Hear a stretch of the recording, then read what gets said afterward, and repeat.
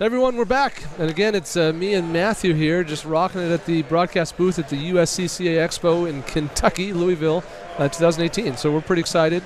You've been through a couple interviews with us so far this morning. If you're not here in Kentucky, we feel for you, but hopefully you're getting some value from this broadcast. And you should probably put it on your calendars. Go check the website because we've now announced USCCA Expo 2019 in Pittsburgh. Yeah, Pittsburgh, Pennsylvania. In May. Mid-May, May 17th that weekend. So. Yeah, so the odds of any of us actually remembering to put us on our calendar right now is probably pretty low. But, mental save the date, I guess. Yeah. So, Kevin, we're excited to have you here. I think people know your name. They've seen your face, that really cool black and white thing with you in the magazine.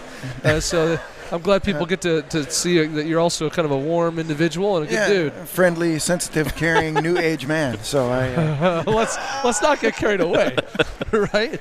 But you smile. Absolutely. That's a step up. This is the best job I ever had in my life. So I'm always smiling. I look around. That's the hashtag I put on everything. You saw today when I tweeted a picture of the people lining up was a hashtag I love my job. Yeah. I mean, this is you have a good gig. Yeah, this is absolutely great. And I've been with Delta Defense and the USCCA for 6 years now. Wow. And they're going to have to drag me out by my feet. I'm not quitting. So I love what I'm doing, and I love the crowds, and I love the topic. And this is basically what I was meant to do. Yeah, so. You finally found your calling. Yeah, exactly. So Kevin, people know you've been around for a little while. People know you're heavily involved in the magazine. Let's give people just kind of that short little bio. What's your background and exactly what's your role at USCCA? My background has been in journalism for as long as I can remember. I served as a Navy journalist. That's where I got my first introduction to actual organized journalistic training. Was a Navy journalism school at the Defense Information School, and then I worked at small newspapers for a while, and then with Knight Ridder a little bit, and I landed at Gun Digest 15 years ago. Well, it's 20 years ago now. I worked there for 15 years. And I was both on the book publication side and then in the Gun Digest magazine side. And along the way, I decided I needed to, go out and help the community. So I went to the police academy and became a part-time police officer. And I've been doing that for 12 years now. And when Tim Schmidt offered to hire me at Concealed Carry Magazine, I had been doing some freelance work for him at the time. And I was like, yep, I'm in. Let's go. Let's do it. Let's go. And we took that magazine and that organization from 48,000 people to the nearly 300,000 we have right now. And I could not be more proud of the team we have putting together that magazine. And Concealed Carry Magazine has become a nationally award-winning publication, and not just in the gun industry. The American Society of Magazine Editors has honored our covers, and the Niche Publishing Council. We're up against like the Vegan News and stuff like that. We are the best consumer magazine in the nation 2 years in a row now from the Niche Publishing Council. And incredible. We just got. We're headed over to the Milwaukee Press Club for a bunch of awards on May 11th, and I couldn't be happier. This is just going great. Yeah, that's fantastic. So I think this is interesting because I'm guessing a lot of people are watching or at least familiar with the magazine. Probably many of them are subscribers. I think that a couple things that people often don't know. I talk to a lot of people who assume that the only way to get the magazine is to join the membership. And while that certainly is one way to do it, and probably one that you should probably just do, you can just subscribe to the magazine as a standalone. Yeah, and we have about 30,000 subscribers, people who just subscribe to the magazine. But when I got hired, the first thing that I wanted to do was increase the value of the content that we provided, that the USCCA provided to its members. So I want everybody who picks up that magazine to say, this is the greatest magazine ever, I want to join this association. So the fact that we have 30,000 subscribers, I would much rather have 0 just subscribers and have them all moved over to full membership, because that's the value that we want to provide, that education, the training, and the self-defense insurance. But that magazine is just an outstanding tool to get in people's hands to let them know what the USCCA is. Yeah, and kind of start to build a relationship a little bit. Yep. Now, at the time, you were at Gun Digest. Tim had this, basically kitchen table thing that he'd been working on for a while that was starting to grow and become a thing. Yeah. And you obviously were very excited, like, I'm in. Mm-hmm. Now, let's talk about kind of the realm of publishing, and frankly, it hasn't changed much since then. We're still, so we got all the, I don't need to name names, but all the big gun magazines and publications out there, and I feel like your magazine has kind of set a trend that's transitioned people, I don't know about transition, but it's brought to light and helped grow firearms as a self-defense industry, not just a sports and hunting industry. Is that kind of your... That's exactly it. And for years and years, we would do surveys and ask people why you own a gun. And they say 80% of them would say, I own a gun for self-defense. And then we'd look at the national magazines that were out there, and there were hunting magazines, or there were rifle shooting magazines, or American Handgunner talked about handguns, but in the sporting sense. And when I took over Concealed Carry Magazine, the first thing I wanted to do is make it unlike any other magazine in the country. I did not want to follow in anyone's footsteps, and that's exactly what we've decided to do. Is we want to cover every question that any one of these thousands of people could have about concealed carry, and we started asking them, what's a question? And the truth of the matter is, it sounds a little harsh. The two questions we have is, when is it okay for me to shoot someone, and what happens to me afterwards? And those questions are limitless. We could answer those two questions forever and never run out of scenarios or what-if situations that were going on, because there's so many different things that will happen on either end of that spectrum. Sure. Ideally, I would like to teach people to avoid any fight, because I don't want them to be involved in that fight. It's going to be the worst day of their life. Mm-hmm. If they get involved, one, we want them to win, and two, we want to make sure they stay out of jail. So we want them to do everything correctly. And at that point, the magazine just really blossomed and took off because when writers send us query letters and say, we'd like to write a story about 9mm versus 45. No, don't want to do it. Why don't you write us a story about what it's going to feel like when you get arrested, because you're going to get arrested after this. And then what is the legal process if you get arrested at the scene of a shooting? And those are the questions we want to answer to everyone. And that seems to be the questions people want to ask, because they're not being answered anywhere else. Yeah, you really filled that niche void. There was a void there that people wanted to know the information, but they didn't know they wanted to know the information. Right. No one was giving it to them. Mm-hmm. And as soon as you guys filled that in, it just overtook. I mean, it just snowballed from there. Yeah, and we did a little pamphlet about 2 years back called "The 6 Things You Didn't Know Would Happen When You Get Arrested." Okay, and that thing we give it away for free. Hundreds of thousands of copies of that little pamphlet have gone out, because no one was answering that question. What happens after I stop the bad guy? I've got my concealed carry pistol and I'm all safe and ready to go. Oh boy, now there's an attempted robbery and I've stopped the bad guy. Now what happens? And that's sometimes for people way worse than the situation on the street. Mm-hmm. is the legal aftermath of what happens. Sure. So. All right, Kevin, I got a couple hard questions for you that just came to mind. If you have no idea, that's fine. But I'm curious if you've ever published something in the magazine and you just got so much hate mail about that piece that you were like, what is wrong with our people? Not so much in the magazine. We've done some videos where we've gotten a whole bunch of hate mail. And in one case, very clearly I was wrong. I made a mistake about this. I go back and I tell them we had we ran a piece in the magazine, one of our drills, which was put together by Dave Spalding, and we didn't give Dave credit. And it started to pop up and it started to blow up across social media. First thing I did was call Dave and tell him, hey, I'm real sorry. I'm the guy who runs this magazine, and I didn't check on that, and I apologize for not giving you credit for creating this drill.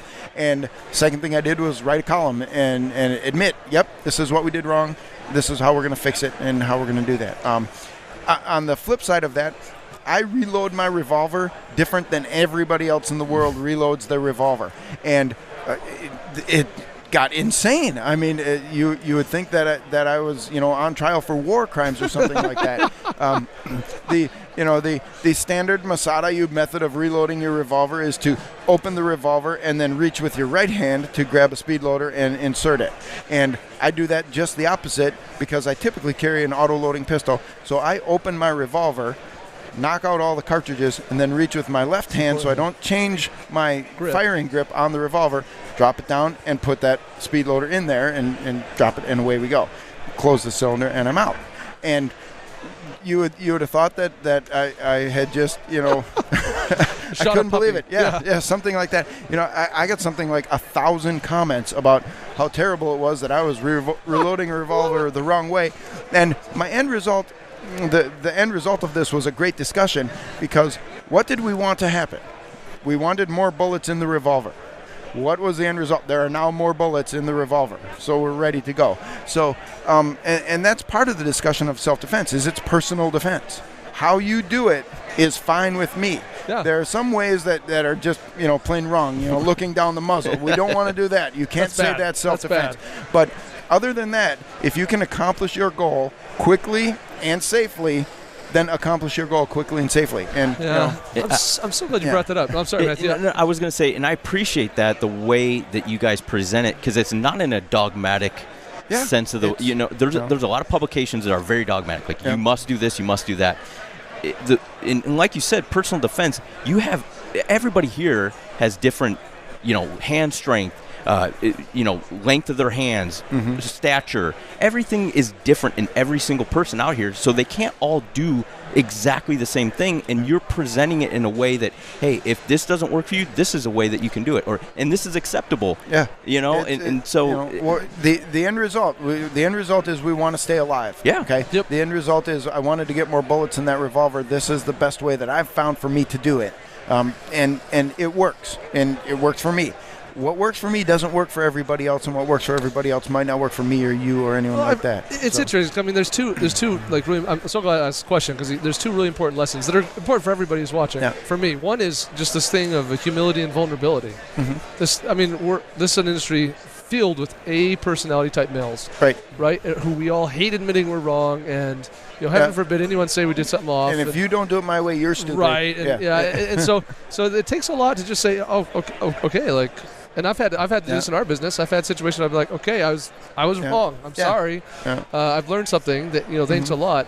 But the other thing you said, I think this is an even more valuable lesson, because all of us have been in training classes, or we've given training classes, and it's important to learn and teach in a way that we give people options.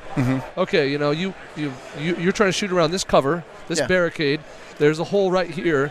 Your job is to hit the target through this hole. Yeah. There's like 12 different ways you can sit and crouch and do. But ultimately, and I can show you all 12, and I want the student to come up and try them all and find the 2 or 3 that work for them, and then just hit the target. Yeah. Right. Just hit the target. Kind of like the old isosceles versus Weaver. You can either shoot isosceles or Weaver. That's it. You can't go in between. It's one or the other, and it just doesn't work. Yeah. And not to drop a bunch of names or anything like that, but George Harris talks about objective-based training. What is the objective? The objective is to operate the trigger without adding any additional movement to the muzzle. Okay, then we're going to figure out a way to do that. That's the objective-based training. And there's a guy here that I've worked with a lot, Jason Speller, who runs Draw School and sells the barrel blocks. And I use his quote all the time, and I attribute it to him. Jason Speller says that firearms training has gone along for decades unencumbered by progress. The same things we were doing 25 years ago, we're doing now, and there might be a better way to do it. Jason works with a lot of the Olympic physiology trainers to find out what's the best way to move your body and then incorporate that into a draw.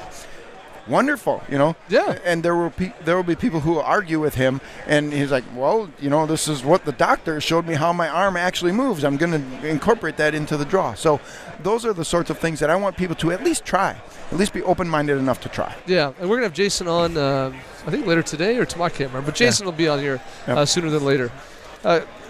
Kevin, talk a little bit about, I got one more hard question for you, then I want to hear about where the magazine is going in the future. But here's my other hard question. What's something about the magazine you guys have stopped doing? In the 6 years or so, we used to do this in the magazine, but we stopped having that section, or something we cut out, it didn't work. One of the things that we moved out was when I started right away, there was a really huge emphasis on the member profile that would take up 4 or 5 or 6 pages, talking about a member, something like that. We keep the member profile because it is a membership-based organization, but we shrunk that down a lot because we can tell their story in a page and get their picture in the magazine, and one, thank them for being a member, and 2, let people know that there are people like them. They're normal people. Yep, they're normal people. They're everyday people who are out there. Some of what we stopped, we've reduced a little bit to the letters to the editor kind of thing. We sold that down a little bit. We still get letters to the editor, and we still respond to them personally or individually, whoever they're sent to, but we don't publish a lot of that in the magazine anymore because, quite frankly, we have a limited amount of space, and there's lots of really cool stuff out there. So we've expanded our legal coverage. We've expanded our coverage of knife defense. We've expanded our coverage of pistol reviews and things like that. But, that probably narrows it down. That makes a ton of sense. and maybe I should ask the opposite question. What is something you've added? The last 6 years, you said we need to put this in that's not there now. Yep, first aid. And you're going to talk to Anthony Lambert next, I think, is coming up there. Anthony is our first aid columnist, and first aid is growing rapidly. And I tell people all the time, if you're carrying a gun, carry something that can stop bleeding. And you'll probably never be involved in a shooting, but you might come across somebody who's bleeding. It's even more likely. Yeah. So that first aid and first aid training is something that we came up, and because then the USCCA now covers any legal weapon. We've talked with Mike Janish a lot, and we're doing self-defense with a knife and defense against a knife, so that we can talk about things like that. Yeah, that's huge. So give us an idea what's next. Like, what do you see for the future of the magazine? And it's funny because we've mostly been talking about the magazine, but obviously, USCCA's content is more than just a magazine. But talk about where it's going. Yeah. From the entire content standpoint, we'll start with the magazine because it's kind of our flagship product. We're moving a lot more toward. Right now, we're investigating more people who can write from a legal aspect. Kevin Jameson is doing a great job with our legal discussion points. But again, looking at what people really want to know when we do a readership survey, people want to know what's going to happen on the legal side of this, because everyone, for right or wrong, feels confident about being able to defend themselves. Sure. But they don't feel confident about what's going to happen after that. So, and then not only the legal aspect after, but the emotional aspect, what people have to deal with if they're involved in a deadly force incident, and encouraging people to get counseling and to talk about this process and things like that, because it's part of what happens, and it's part of that area where a lot of people don't. Sure. They either don't think about it or they don't talk about it. From a video standpoint, we're continuing to do the Proving Grounds. We got another one coming up. We'll be airing again in July, and that Proving Ground, that train fight scenario, showing people exactly what other folks do and then giving them some options. That's been very, very helpful. Our video team has grown now. We've just added more staff members to that, and we're looking at shuffling around and increasing the amount of our free video offerings out on social media and things like that. So our Tactical Tuesday events are Into the Fray, things like that. We're expanding those, and Anthony will be doing a monthly medical tip on the video side. And Mark Walters' radio show, Armed American Radio, continues to grow across the country. We're up above 225, 230 stations like that out there now. And Mark is doing a wonderful job just getting the word out, across the spectrum to the Armed American. Yeah, I tell you guys, if you are a member of USCCA or not, I guess, and you're not taking advantage of all the content, all the education, all the training that's out there, you're really not you're not on your game. I mean, as far as I'm concerned, there's just so much you guys put out there. I mean, some of it, you got to get the magazine. You got to subscribe to the magazine. Right. But there's so much content you put out there that just anybody can go and get. Yeah, you can just go to USCCA.com and start looking through the content, and it's going to prompt questions. And if you're realistic about your personal defense, you should be asking questions. Not only what would I do or what would I do next, but what do I need? What do I need to learn? And where can I get good training? And how can I practice these sorts of things? And those are the questions we answer across the spectrum, from free content to paid content to everything that we do. So. Yeah. All right, Kevin, I got one more for you. So you've had a chance to walk around a little bit. I know we're just starting on day 2 here at the Expo, but anything stick out to you? A cool product you saw? Something like, hey, what's that? Wow, there's a couple of different things out there. We'll go right back to first aid. Just on the other side of the booth wall over here, the folks from Wilderness Tactical are making a really cool ankle rig for your first aid kit. Yeah, I have one. Yep, and it's a really nice little life hack. If you're not carrying your individual first aid kit with you, you're probably not fully equipped for the day. And looking around, there's not much more room on people's belts and things like that. Drop that thing on your ankle and pull your pants down over the top of it, and you're set. So you can Google those guys. You can Google Wilderness Tactical. I think their website is thewilderness.com or something like that. I'm wearing their belt right now. This is a belt from them. I've had it for years. Big fans. Great company. Anything else stick out to you? Wow, just the wide variety of holsters. That if you can't find a holster at an event like this, then there's probably you need to get in the holster business and make yourself a holster, because there's so many different elements for holsters out here that I've probably seen more than a dozen different things that I'm like, wow, this is really, really cool. Unique and different. And there's lots of stuff that's really well made, that's lightweight, that's comfortable, and just get out and look for a holster that fits you, that works for what you want. And certainly here at the Expo, you'll be able to find that without any trouble at all. Yeah, plenty of that. Any other last thoughts, Matthew? No, I really appreciate the direction that you guys are going in the holistic approach to self-defense.